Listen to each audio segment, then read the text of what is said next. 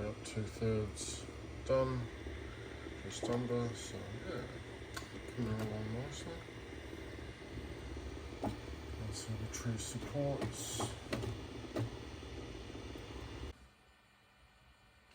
Well, this is what we call a failure.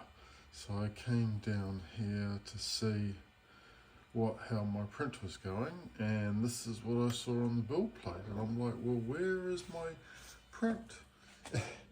It's sitting down here.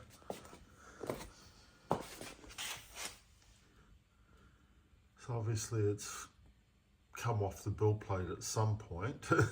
It's thrown its forward, and yeah, it's just now been printing out like a bird's nest. Well, it sure made a bit of a mess of things. Once I pulled off all the support, there were some pretty big holes and gaps.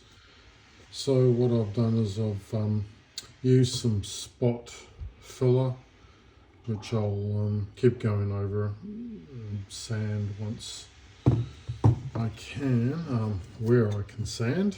These dots, by the way, are where the legs attach to it. So this is like the body of the crawler, and that's the back, the engine part.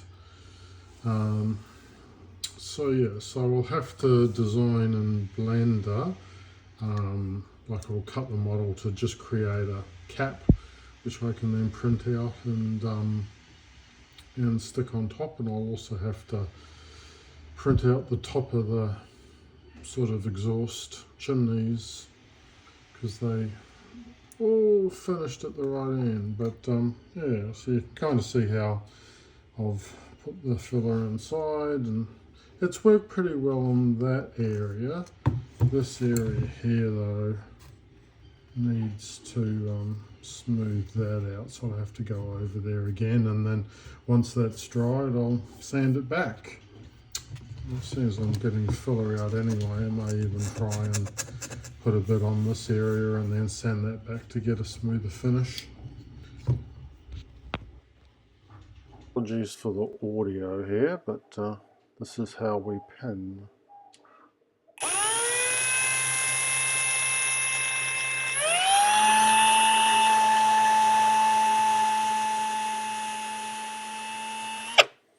Okay.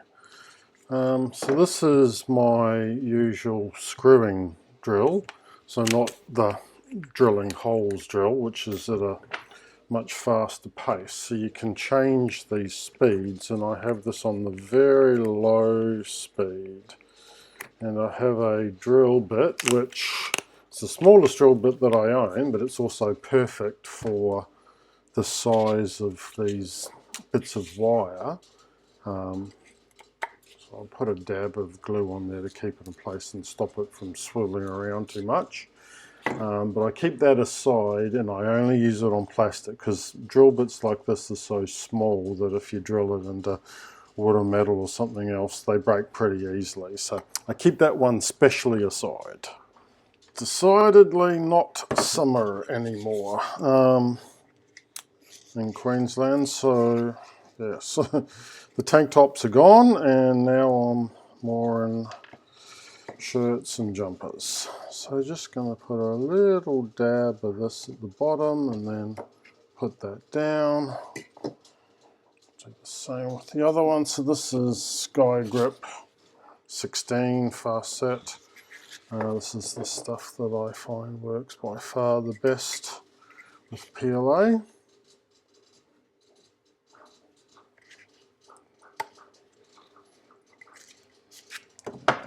That kind of glue, get all the way down. Yep, that'll be fine.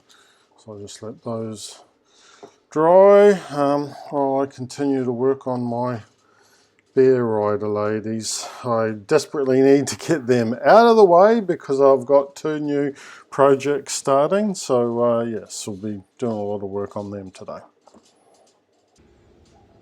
Seeing as how I'm doing some size comparisons, this is the crawler model, which I have used in gaming a lot, and that's its scale in gaming. So yes, this model for just at home is significantly orders of magnitude higher.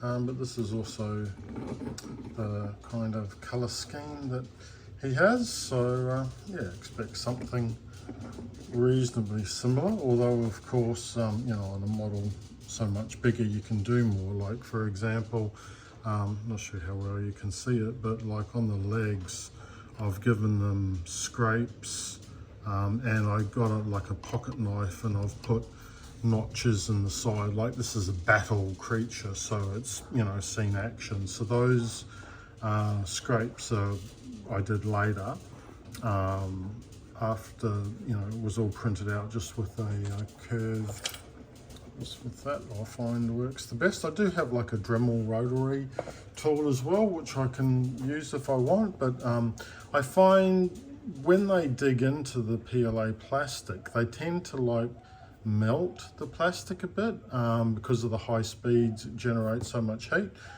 So I find for this sort of work, just, yeah, a pocket knife works the best. I've also got like a hobby knife, but I tend to use that more for like de-stringing. I tend to find they tend to break against really heavy, thick stuff like this plastic. But yeah, anyway, that's kind of off topic, off track, more just showing you how much bigger this thing is. Of course, with this thing, I didn't need to put a central pillar in the middle, so it doesn't have anything like that. But yeah, with this one, like I said, I've put a central pillar in there because I just don't think it was going to long-term last. But yes, quite happy with how that's all gone, and I've got the other two arms for the front pinned so I can paint them easily enough. Yes, so that is the plan, and I will start priming that soon. But yeah, obviously want to work on the two models at the back there, which are like 90% done, so I want to kind of finish them, get that done, and then I'll create room for having this plus the brute. Now, one thing I don't usually do a lot of is use the turntable.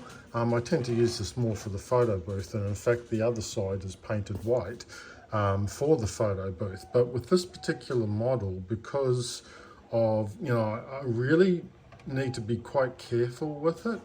I think the easiest way to paint it and use it is going to be to use the turntable as much as possible, and just utilize that to turn it, so I'm not like warping and putting stress on the base, because of course these are like pretty small narrow points where they're glued to it. So yeah, hence why I've got this on a turntable, and I'll be doing most of my painting on that, I think.